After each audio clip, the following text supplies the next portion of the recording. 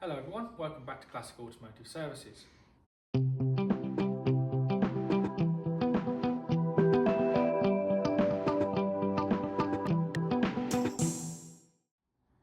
Right, this week we finished off, first of all in the beginning of the week, we finished off the green TR7 V8 that we featured in last week's video with all the electrical issues and odds and ends to do on it. So that was all done and finished, and the owner picked it up and, well, as far as I know, he's perfectly happy with it. So he drove it all the way back to Doncaster, didn't have any issues with it, so that's great. And then we had another TR7 V8 come in for a load of work, which, well, initially it was exhaust manifolds to replace these exhaust manifolds because they were rotten and blowing, and then there was a list of other stuff he wanted to do on the car as well. So we got all that sorted out, uprated all his brakes as the brakes were quite bad on it, fixed his handbrake. I ended up having to basically on these TR7 and TR8s, the handbrake lever that joins the two shoes together, well, doesn't join them, it goes behind the two shoes. That had heavily worn, so I had to build it up with weld and then carefully shape it and file it up so that it was back to its correct shape, so the actual handbrake would work properly, as you can't buy them levers. I haven't been able to get them for a long time, and most second-hand ones now, they're generally just as bad as the ones you got. We've got some videos of that, all the work on that, so we'll put them in now, and then we'll go on to what else we've been doing, what else we've got coming up. Right, we've got another TR7 V8 in on the lift. So the green one that I had in for the end of last week with all the wiring issues, etc., that's now gone. That left us yesterday, and the owner drove it back all the way back up to Doncaster, no issues, so that's brilliant. I spoke to him last night, he sounds chuffed with it, so happy days. This is the one that's in for new exhaust manifolds and a list of other jobs to do as well. So I have had the car in before. A number of months ago I had it in to do rear axle swap on it. If we have a look, we can be able to see the axle on it. So there we are. So I had a new ratio axle put in it. The owner wanted a 3.08 ratio put in there instead of the 3.4 that he had, as he likes to do a bit of sprints and hill climbs and stuff like that with it. It is quite a fast little car, as it's got obviously V8 and it's all been played with and tuned, and 4-barrel carb, Larry exhaust system, so it sounds nice and it is very, very fast. So one of the jobs other jobs I had to do on it, I'll show you the exhaust manifolds in a second, is the handbrake mechanism all gave up on it, and that was all heavily worn and completely buggered basically. So yesterday I stripped all that down, and I end up actually having to build the levers up, because on these you've got a lever that goes between the two brake shoes. I had to build that up with a little bit of weld here and there, and then reshape it and file it so it was back to the correct dimensions and the correct shape, so it actually worked.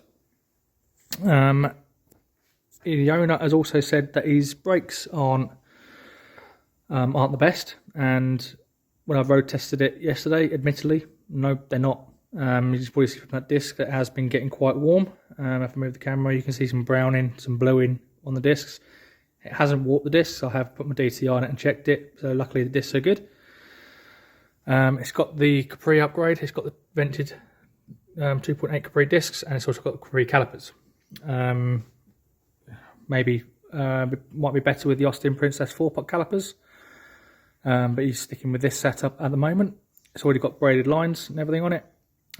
So when I drove it yesterday, the pedal felt just a little bit sort of long, a little bit, not spongy, etc. sort of thing. It was the tiniest bit spongy, but it was more long. I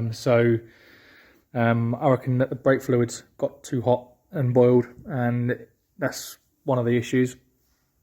Especially looking at the heat that's gone through these discs, and when I had the rear drums off, they were blue in as well. So it has been getting driven very, very hard. So we're going to change the brake fluid for some high temperature, more performance orientated brake fluid. And we're going to put some new pads in it as well, some better performing pads, which I have got. I'll show you them in a minute. Other job I had to do was the wheel bearings. I was a little bit playing them, so I've changed the wheel bearings for him. You can sometimes adjust them, but because of what this car is and what it's doing, it was just replace them, know they're done, and go from there.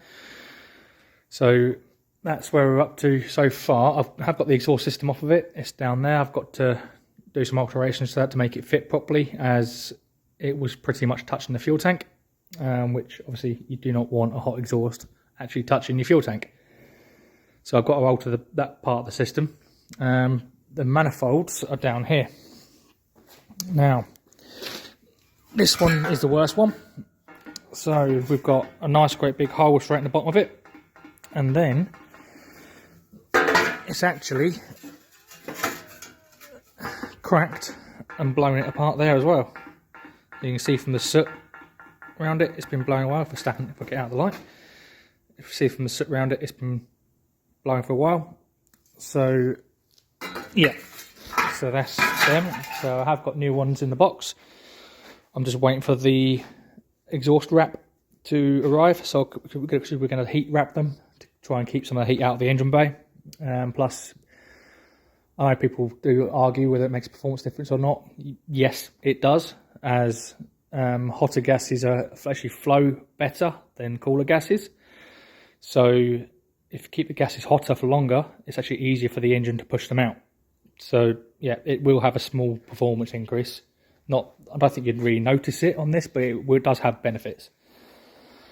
So for the manifold gaskets, I've been to our local supplier. They're over in Bedford. They do a lot of American stuff. I've got him some high performance exhaust manifold gaskets from Hedman Headers. They import everything from USA, so very good high quality gaskets, so it shouldn't blow them out, as they are quite drastically reinforced.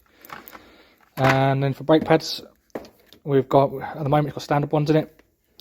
Well, standard for them calipers. So we're upgrading it for EBC yellow stuff, which are they're like a extremely good fast road pad, as well as track use. So the next one's up a blue, EBC blue stuff, but you wouldn't really want to use them too much on the road. They're more of an out track pad, so they're a good all-rounder. So we'll put them in there. They are very aggressive. I have put them in other cars and driven them. They are very, very good and very aggressive. You notice a difference on them straight away. So that's where we're up to. I'm literally about to fit these brake pads. Now I've done the wheel bearings and bleed the brakes off. Hopefully by that point the heat wrap will be here. It is expected any time now. And I can then get the new manifolds and everything on. There's a couple of other little odds and ends to sort out on the list. And then this one can also go home, and hopefully the customer will be happy with it as well. Okay, we've now got the new manifolds installed. As you can see, they're nicely wrapped. You can hear the fans running as I've had it up to temperature and baked the paint on the manifolds, because they were painted and cured the wrap. It's now stopped bellowing smoke out the engine bay, which is good. So the other side is done as well. So I've just got to refit the actual rest of the system on the car. So this one is extremely tight to try and get in and out. I actually had to undo the engine mount and hook the engine up and lift the engine up on this side to actually wiggle it in, as they are slightly different design as to what come off of it. So, but it's all in. There's no leaks around the head and manifold, so that's good. So yeah, next step, get the exhaust system back on the car and a few finishing off little jobs, and it's good to go. Right, I'm just finishing up the final little jobs on the TR7 V8. So all the exhaust systems are now sorted. It's not anywhere near the fuel tank now. I will show that in a little while. When I finish these jobs, I'll lift it back up and just do a little video underneath of the exhaust system and how it's routed now.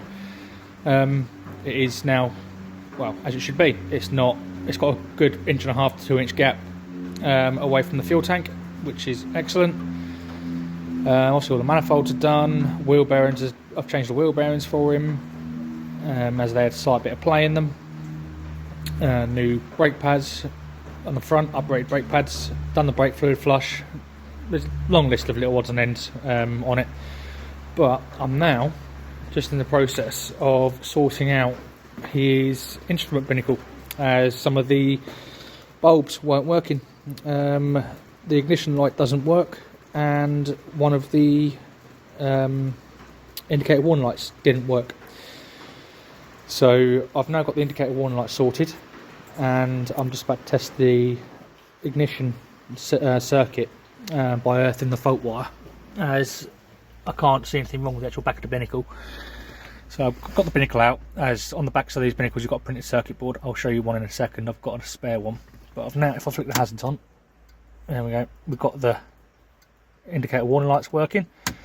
It's got a light out on the temperature gauge as well. I've just noticed when I put the side lights on, the temperature gauge doesn't illuminate, and so I'm just going through all these bits with it. Now, the biggest issue with these is the printed circuit board on the back. They are very delicate, and they are getting to the point now where they're old and they're just not making a good connection, which is mainly what the issues I've found so far with it, and obviously blowing bulbs. So you've got little tiny bulb holders which just press in, and these bulb holders, the tangs, I don't know if the camera will pick it up, where it contacts the circuit board, they're not overly clean, which is one of the biggest issues with it. So I'm in the process of just trying to sort out all the connections on it, and then I can put it back together. It's a bit of a ball ache when you're trying to do this, as you have to take the binnacle out to get to it all. As you can see, it's little jobs like these which take an absolute age to sort out, which is why people just leave them, I suppose. Well, it's why they leave the bulbs blown or not working, purely because it's a pain in the ass. So I'll see if I can get this ignition light working, get the last one on, get the last dash illumination bulb to work on the temperature gauge, get it back together, and then I'll do a little video underneath, show you the exhaust system how it is now, as it was touching the fuel tank. And I've got to sort out his wiper for him, as that's only just holding in there. And then the last thing I've got to do is road test it and bed the brakes in for him, as they're high performance pads. They actually come with a certain braking procedure, so I'll do the initial braking procedure up to the point where it then just needs driving to finish bedding them in as normal, and it's good to go back to him tomorrow. So happy days. There we go. We're pretty much finished now, so I thought I'd show you underneath the exhaust routing and everything. So obviously wrap the exhaust manifold, try and help keep the heat out the engine bay. I know there's a lot of controversy on whether you should wrap manifolds or not. Well, there's a lot more good points than there are bad points of wrapping manifolds. It will help increase performance due to the exhaust gases flowing easier. It'll also help lower the engine bay temperatures, which means the engine's taking in cooler air, which will also help increase performance. And generally, it will help with helping keep the engine out the engine bay in general. So on this side, I've wrapped it just the slightest bit further to get the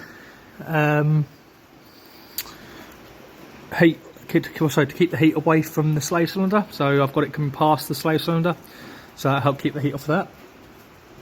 If we move further back, so we've got some nice new exhaust clamps on it all for him to help seal it all up. I've reassembled it with sealing it with exhaust paste as well, so it's all nice and sealed and it's not now blowing. But the main issue we had before, if I can come around it, is the exhaust was actually touching the fuel tank before. Before it was running pretty much through here, and it was pretty much touching the tank. You can actually see, just if I don't think the camera will pick it up, it's too dark. With the light on it, you can't see. You might just be able to see through there. There's a line where the exhaust was actually hitting it. So, not a good idea having the exhaust in the fuel tank. But now, something like that, we've got a nice big gap all underneath it. So that will help with that. So I've got the back box all squared up as well, as that was all on the wonk and it was actually hitting the body here. So again, nice big gap there now. Get my hand in there. So it's all good, ready to go for him.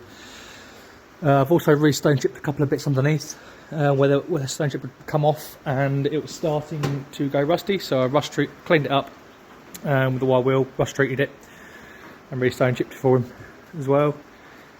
So yeah, just a lot of odds and ends on this one really, but we are pretty much there now. So the weather outside is absolutely appalling, but it's not going to let up, and I have got to go out and road test it and bed the brakes in for him. The owner drives it in the wet anyway, so it doesn't really matter. So yeah, we'll get it sorted. Right, something a little bit different today. It's Saturday, so I've decided to do a bit on my own car, my ST1, as I'm still sort of collecting panels and that for it and parts for it. I'm actually collecting parts for the engine to build the engine how I want it. So I mean, I'm collecting parts, i.e. for the engine, like I'm having a one-off. Yeah, let me get my words out. I'm having a one-off camshaft made from Newman Cams to my own sort of specification. It's not an off-the-shelf cam for it, and I'm also waiting for I'm waiting for ARP fixings to arrive for it, as I'm going to use ARP head studs, main bearings, studs, big end bolts, things like that. So once I've collected most of the parts I can for it, then obviously I can get the engine out and get it stripped and see what it needs doing before I can order bearings and rings and stuff like that. It's having different pistons put in it, I already know that. Obviously I can't order them until I know what size the bores are on. But I've decided I'm going to start getting on with a few bits and bobs on it. And the car mechanically doesn't actually need a lot doing to it to make it so it's a roadworthy car. Underneath, all the suspension's really good. The only thing I'm going to do is put the slightly lowered springs on it, so it sits like the Vitesse. And the discs are already brand new, and they've all been uprated for the big vented discs that the Vitesse has. They're just a little bit rusty, whereas the car's been sat, so I can blast them and give them a coat of heat-proof paint. And obviously, as soon as you touch the brakes, it will just clean it off when the car starts getting used. But I've got my calipers off, as I thought I'd get the calipers off and get them stripped so I can order a new pistons and seal kit for it, as I'm going to use stainless steel pistons and seals, stainless steel pistons, everything in it.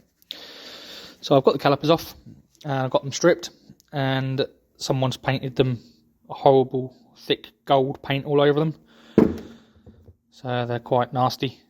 I don't like them. Well, they're trying to replicate the original finish, aren't they, with the plating. So I've stripped them down and I've actually blasted these two halves, so you can see they come up like brand new. There's no heavy corrosion or anything in them. They're very, very nice. So the same with that one.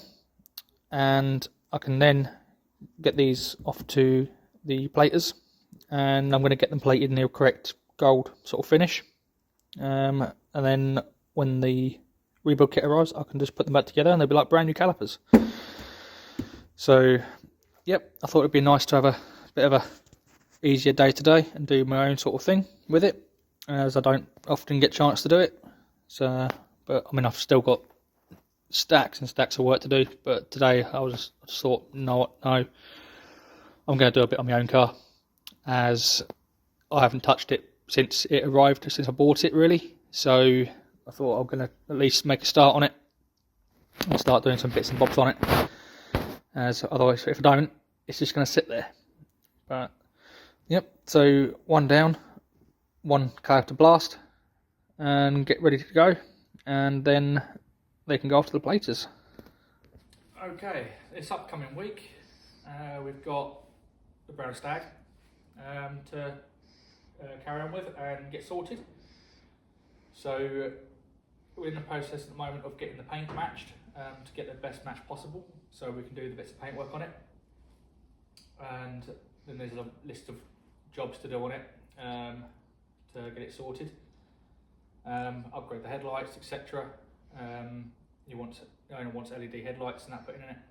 So, but using the original units, so it looks right. So we're going to do basically an LED bulb upgrade. There's a lot of other lists, there's a lot of other little jobs on the list as well. And I do need to speak to the owner on Monday, because it appears to have developed another fault where it's got a battery drain on it. So the last couple of days, the battery has literally just gone flat overnight. So whether it's the battery itself or there's something draining it, I'll have to look into it and find out what it is. But yeah, it's at the moment it's just dead as a dodo. So yeah, we'll have to look into that for him. Started doing a little bit on the SD1, which is obviously my own car. That's coming along. I've got a little video of the brake calipers, as the car's got upgraded brakes and everything on it. But obviously it's been sat quite a number of years now. I think 2012, the last time the car was on the road.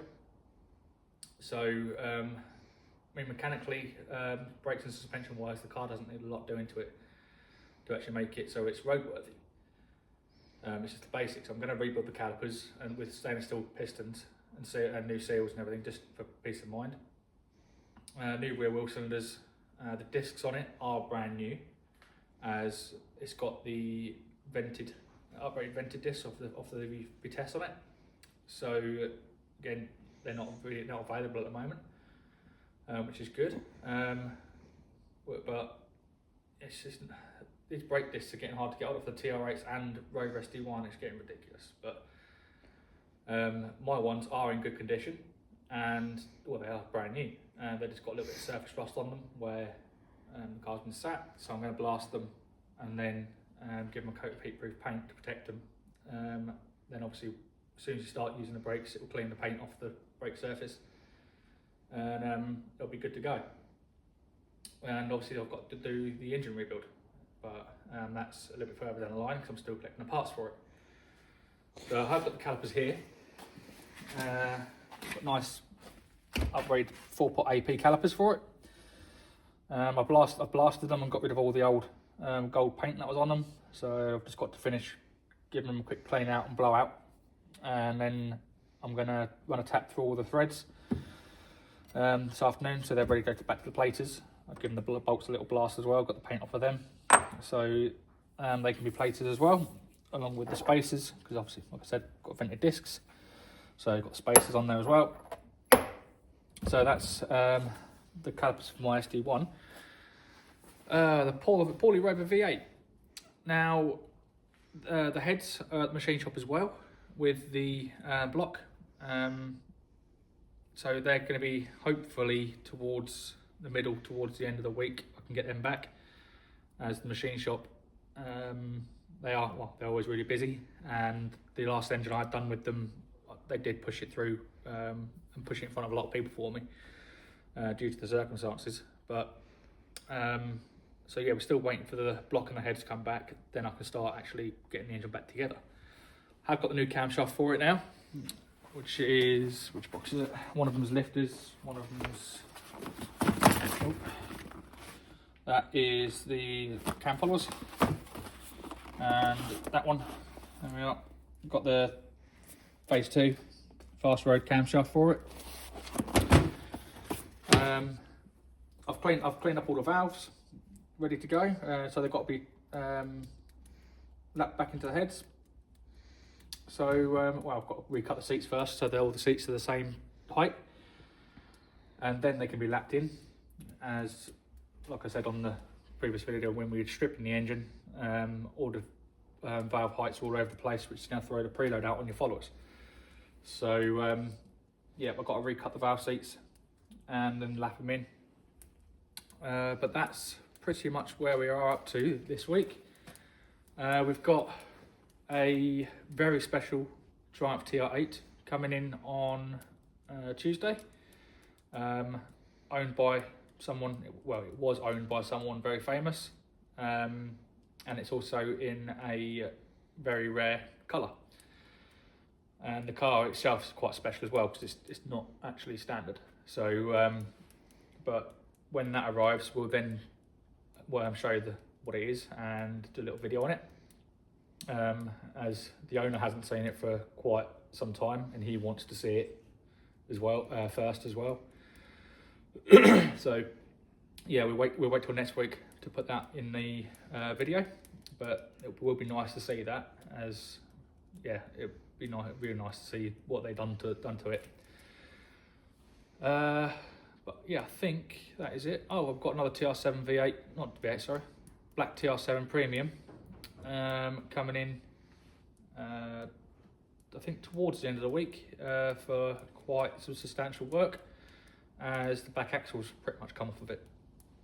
So that's not a good situation to be in when your rear tray and arm mounts break and rear suspension's hanging on for life and death. But that's got to come in so we can reset it all up and remake all the tray and arm mounts and get it all squared back up so it's safe and, well, put it right basically. What else will coming in? Possibly a TR7 for the engine removal next week. Just got to take the engine out of it for the owner. That's it. That'll be a few hours work.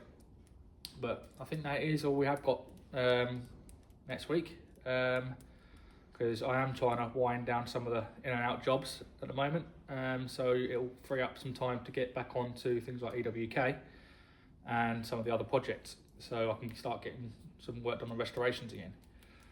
So that's, yeah, is where we're up to. So now, one thing I'm going to ask everyone is, would you please subscribe and hit the like button, as we are now very, very close to hitting our first sort of major milestone with subscribers and watch hours. So we literally, I think we need another 70 subscribers. So yeah, we do only need another 70 subscribers to hit our milestone. And YouTube figures tell us that most of you people that are watching are actually not subscribed. So it is free. You don't have to pay any money or anything like that. All you've got to do is click the little subscribe button. And well, if you don't want to carry on watching the videos, that's fine. You can always unsubscribe at a later date. But on that note, please like and subscribe, and we'll see you next week.